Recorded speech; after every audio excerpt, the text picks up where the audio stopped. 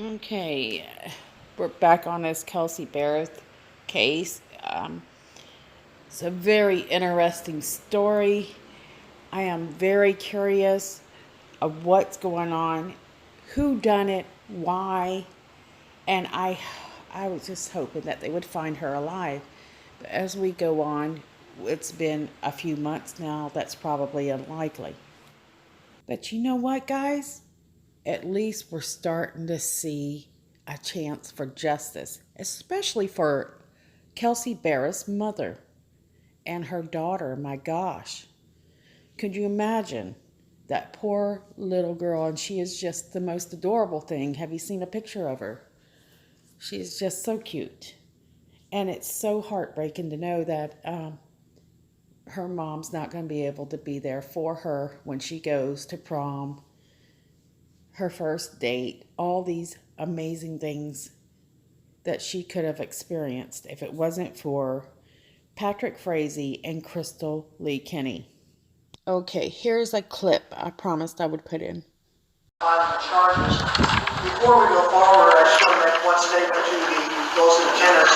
You are welcome to be here. This is an open and transparent process, but there are some orders in place. And there may be no filming other than what the court has already ordered for expanded media coverage. No one can report you do not take it.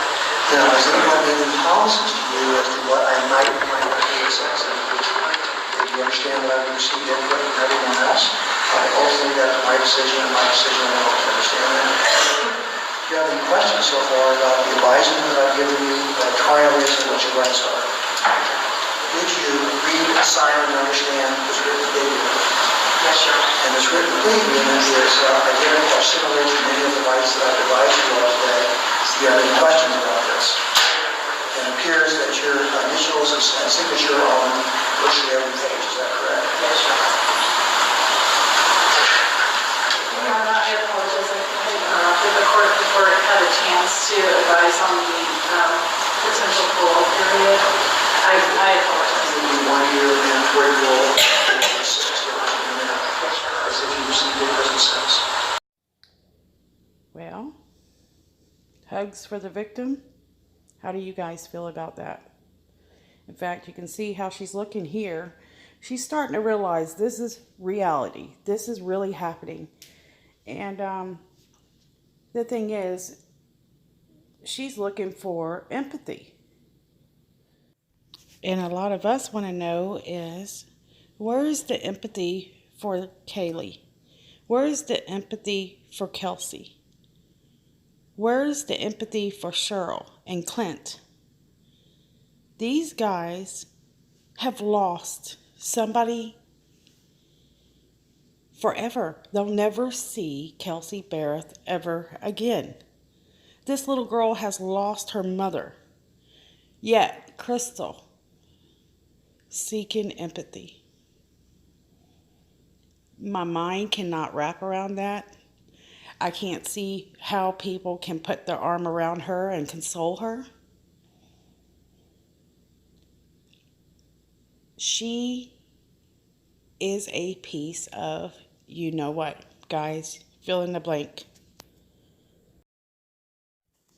Type it in comments below right now. Type in, she is a piece of, what is it? Because I am so angry that she's there seeking empathy from the judge and everyone else. I'm using this picture right here, not for likes, not for subscriptions. I am using this to grab your heart, to make you see the reality that we have 3 beautiful women who did nothing wrong in this world, suffering because one man was selfish and another woman was just plain evil. And every time I see an interview saying that she's a wonderful person, it just drives me up the wall. And I would love for Krystal she knows where Barrett is. And if she doesn't, she can find out. She knows something. If she wasn't taking part of the actual murder, she needs to step up. She really needs to step this plea deal up and help this mother and the daughter of Kelsey Barrett get the closure they deserve. These guys love Kelsey, and they deserve better. Anyways, enough of that. I think we all realize that she should do better than she's doing right now for this family. Anyways, one of my favorite news websites is Daily Mail. And they always have intriguing details. One of the stories said that they spoke to two people who know the nurse professionally. And they both said that they had been told that Frazee was having an affair with Lee. Lee divorced her husband a few years back and has 2 children, which is a son and a daughter, I've mentioned before. Neither of those 2 individuals knew exactly when the relationship started, but they believe it could have been as early as 2016, this same year Krystal was divorced, prior to the birth of Frazee's daughter with Barrett. That would have been the second time the pair dated after an earlier romance as teens. One of the people spoke to DailyMail.com also said Lee was in Colorado around Thanksgiving, time of the murder, which has a very date of 22nd through 25th.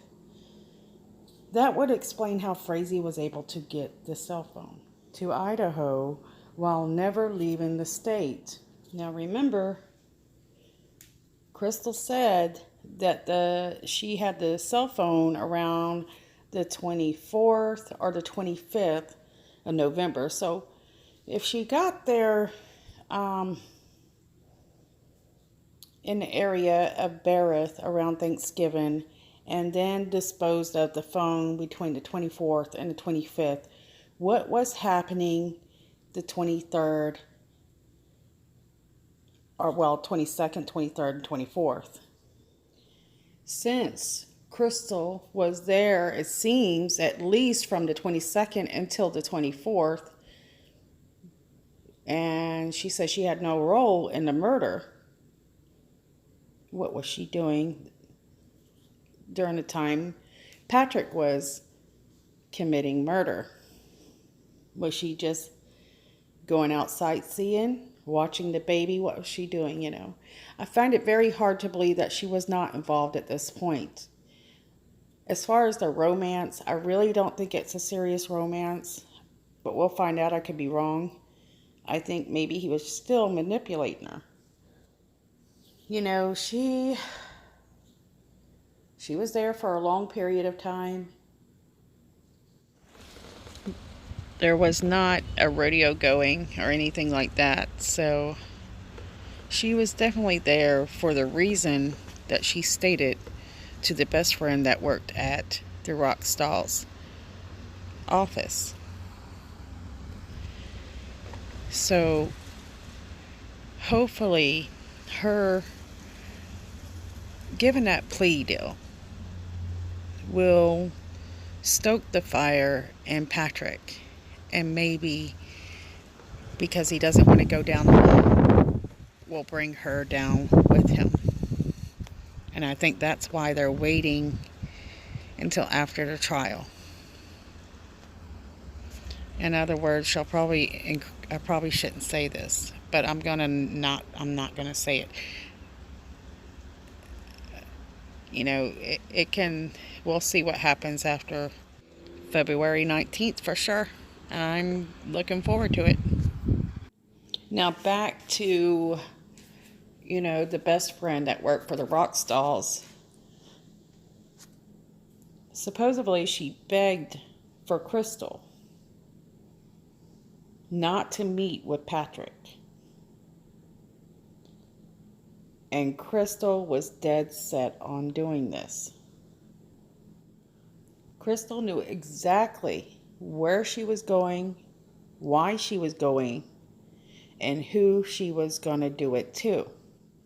But the Rockstalls tried to make it seem like she was a victim, that Patrick Frazee had a hold on her, had control of her. But you know, how many of us, if we were in that situation, would we carry something like this out? If you're being threatened, if you fear for your life, if you fear for your family's life.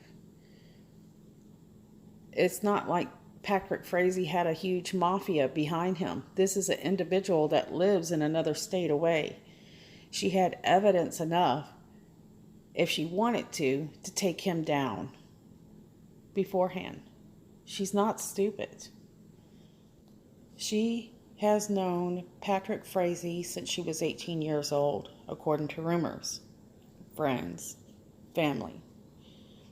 These families, the Frazees and the Kenneys or Lees, have known each other for decades. So if she feared him, why would she know him for so long and still communicate with him? I mean, she is an RN, so this is a woman that has a character to support somebody she knows to kill, to dispose of evidence, and lie.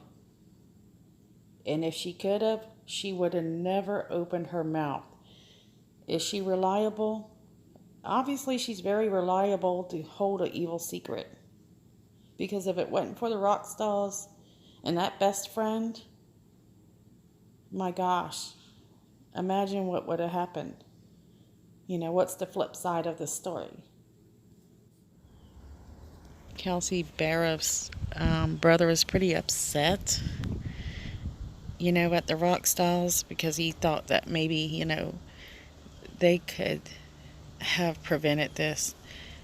But really, when you don't know who the people are that they're talking about and whether or not it's serious or what, you're not concentrating on it.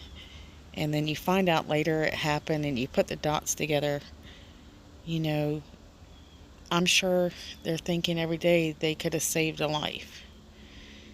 But thank God they did come forward, I think. Yeah, well, I will put a link in my description box. There's a guy that lives in Woodland Park, and he does some interviews of some people, and he actually gets some live footage himself. He's not a reporter or anything. Maybe you'll find it interesting. I know he works hard on it. He does it, you know, from the kindness of his heart. He really, you know, he loves to be involved with his community and the crime and try to help out and make sure that everything's done correctly, you know, and that people see justice. I believe his YouTube is called the Woodland Park Underground. So make sure you check him out. I'm sure you might like that if you like this story. Alright, I'm going to go ahead and close out for now, guys. I want to say thank you for watching, and let's just hope the best for the Barrett family. Alright, see you later.